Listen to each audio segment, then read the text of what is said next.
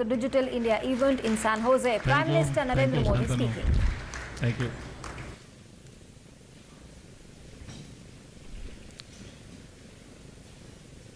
Thank you, Shantanu. John, Satya, Paul, Sundar, Venkatesh, a big thank to you. I'm sure this was not pre-arranged, but here on the stage you see a perfect picture of India-US partnership in digital economy.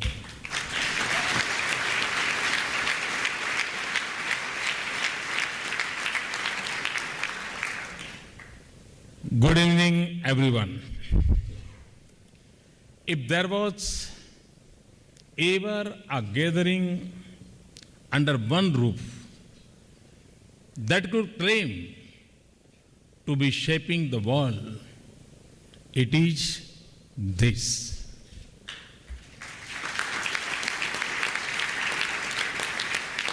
And I'm not talking about those in public office here or in India. It's a great pleasure to be here in California. It is one of the last places in the world to see the sunset. But it is here that new ideas see the first light of the day.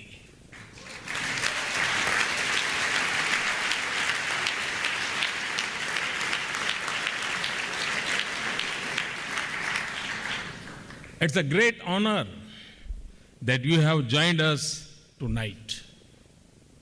I have met many of you in Delhi and in New York and on Facebook, Twitter, Instagram. These are the new neighborhoods of our new world. If Facebook were a country, it would be the third most populous one and the most connected. Google today has made teachers less awe-inspiring and grandparents more idle. Twitter has turned everyone into a reporter. The traffic lights that need to work the best are on Cisco routers.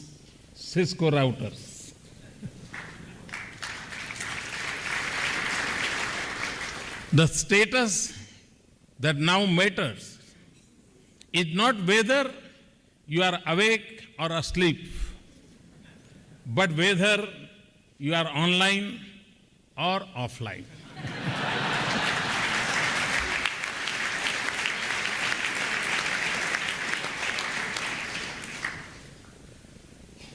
The most fundamental debate for our youth is the choice between Android, iOS, or Windows.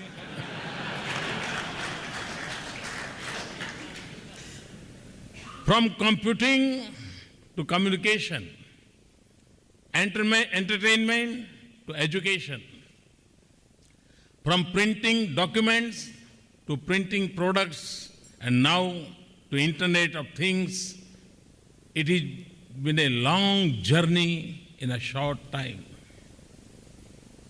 From cleaner energy to better healthcare and safer transport, everything is converging around the work you do.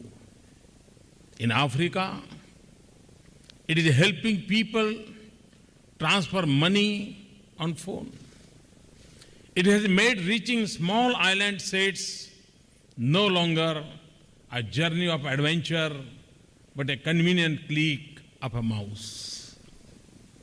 In India, a mother in a distant hill village has a better chance to save her newborn infant. A child in a remote village has better access to education. A small farmer is more confident about his land holding and getting better market price. A fisherman on the sea has a better catch, and a young professional in San Francisco can Skype daily to comfort her sick grandmother in India.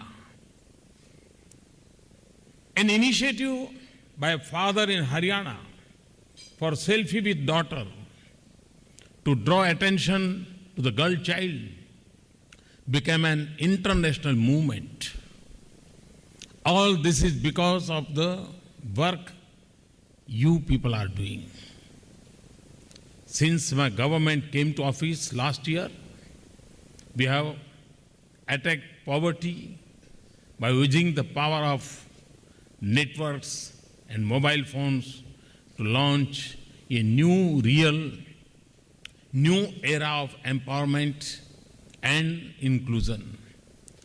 180 million new bank accounts in a few months, direct transfer of benefits to the poor, funds for the unbanked, insurance within the reach of the poorest, and pension for the sunset years for all.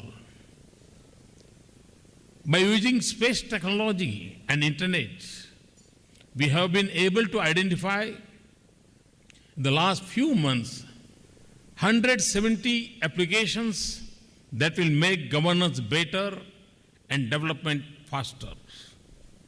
When a small craftsman in a village in India brings a smile to a customer looking at his phone on a metro ride in New York, when a heart patient in a remote hospital in the Kyrgyz Republic is treated by doctors sitting in Delhi, as I show in Bishkek, we know we are creating something that has fundamentally changed our lives.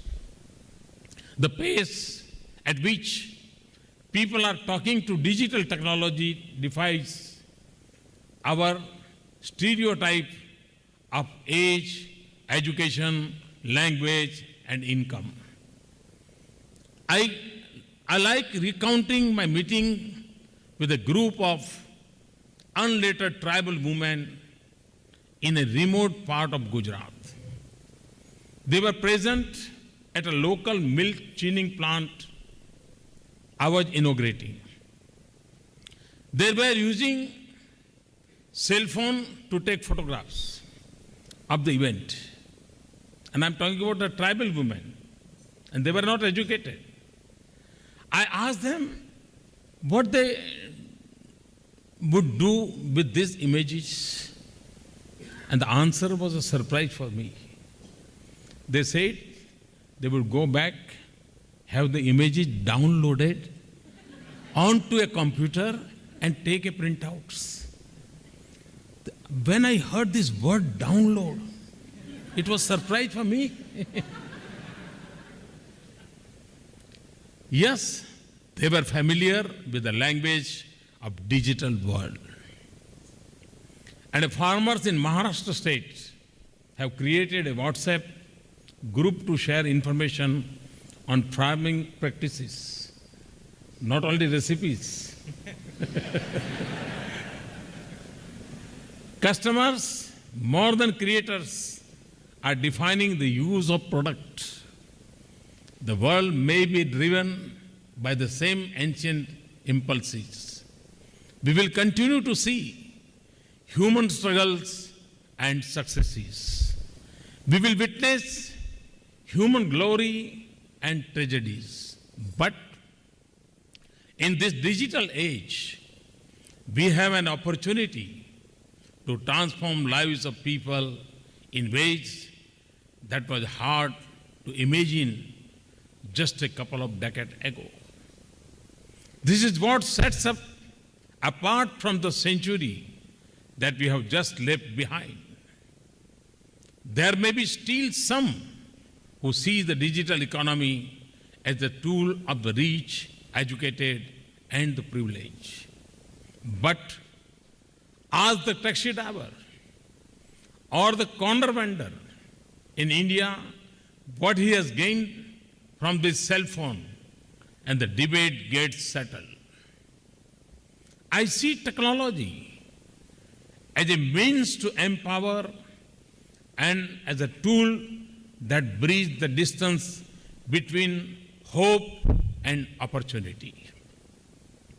Social media is reducing social barriers. It connects people on the strength of human values, not identities. Today, technology is advancing citizen empowerment and democracy that once drew their strength from constitutions. Technology is forcing governments to deal with massive volumes of data and generate responses not in 24 hours, but in 24 minutes. When you think of the exponential speed and scale of expansion of social media or a service, you have to believe that it is equally possible to rapidly transform the lives of those who have long stood on the margins of hope. So friends, out of this conviction was born the vision of Digital India. It is an enterprise for India's transformation on a scale that is perhaps unmatched in human history.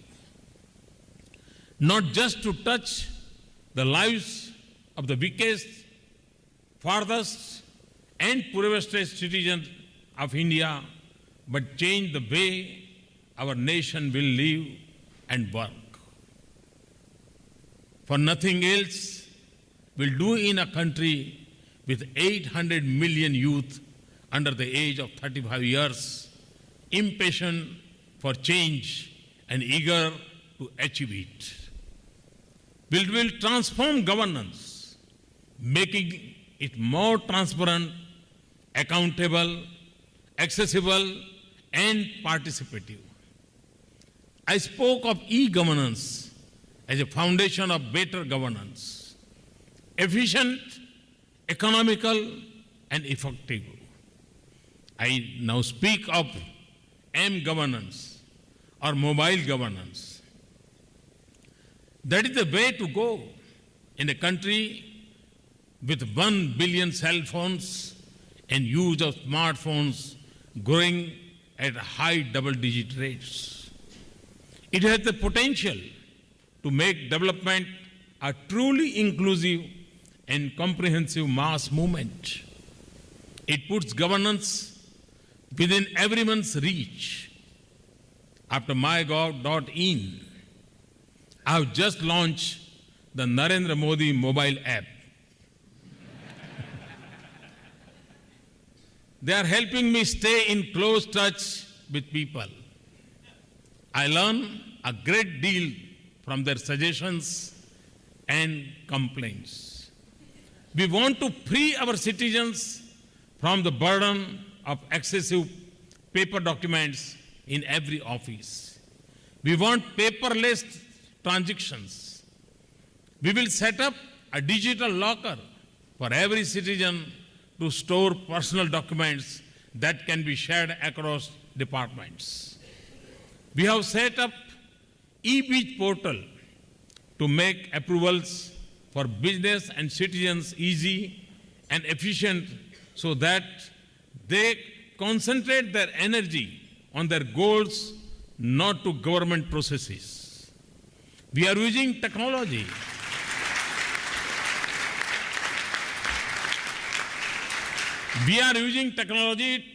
to to impart scale and speed to development. Information, education, skills, healthcare, livelihood, financial inclusion, small and village enterprises, opportunities for women, conservation of natural resources, distributed clean energy, entirely new possibilities have emerged to change the development model. But for all this, we must bridge the digital divide and promote digital literacy in the same way that we seek to ensure general literacy. We must ensure that technology is accessible, affordable, and adds value.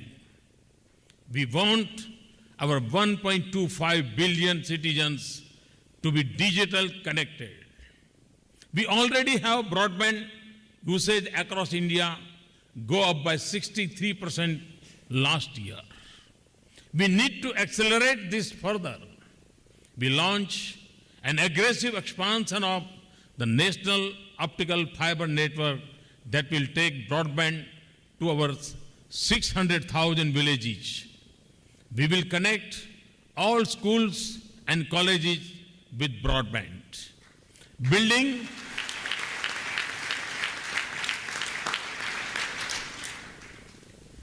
Building highways are as important as highways.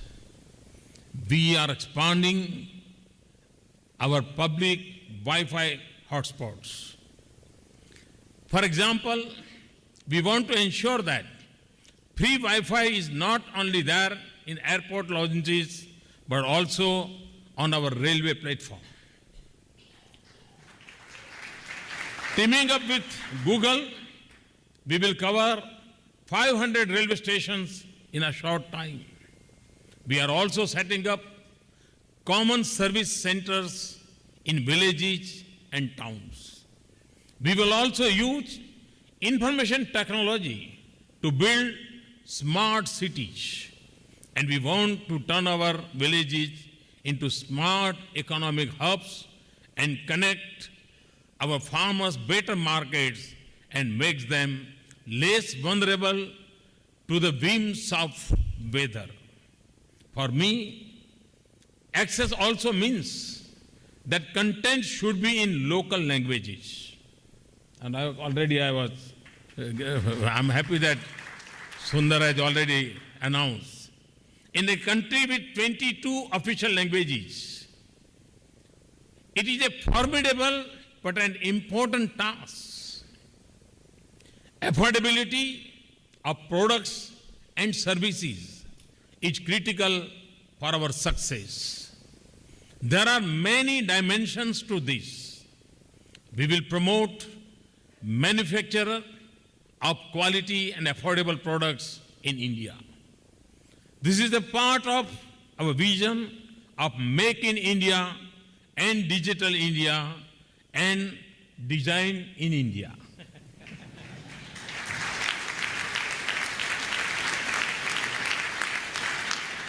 As our economy and our lives get more wired, we are also giving the highest importance to data privacy and security, intellectual property rights, and cyber security. And I know to achieve the vision of Digital India, the government must also start thinking a bit like you. So, from creating infrastructure to services, from manufacture of products to human resources, development from support governments to enabling citizens and promoting digital literacy, Digital India is a vast cyber world of opportunities for you. The task is huge. The challenges are many, but we also know that we will not reach new destination without taking new roads. Much of India that we dream of is yet to be built. So we have the opportunity to shape its path now.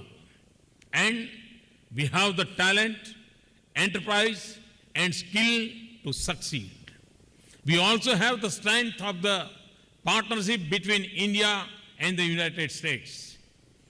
Indians and Americans have worked together to shape the knowledge economy. They have made us aware of the vast potential of technology. From large corporate to young professionals in this great center of innovation, each can be part of the Digital India story. The sustainable development of 1/6 of humanity will be a major force of good for our world and our planet. Today, we speak of India-US partnership as a defining partnership of this century. It hinges on two major regions, both in California. We all know that the dynamic Asia-Pacific region will shape the course of this century. And India and the United States, the world's two largest democracies, are located at the two ends of this region. We have the responsibility to shape a future of peace, stability, and prosperity in this region. Our relationship is also defined by the power of youth, technology, innovation. This can ignite a partnership that will advance and sustain prosperity in our two countries. Even more, in this digital age, we can draw on the strength of our values and partnership to shape a better and more sustainable future for the world. Thank you very much. Thanks a lot. Thank you.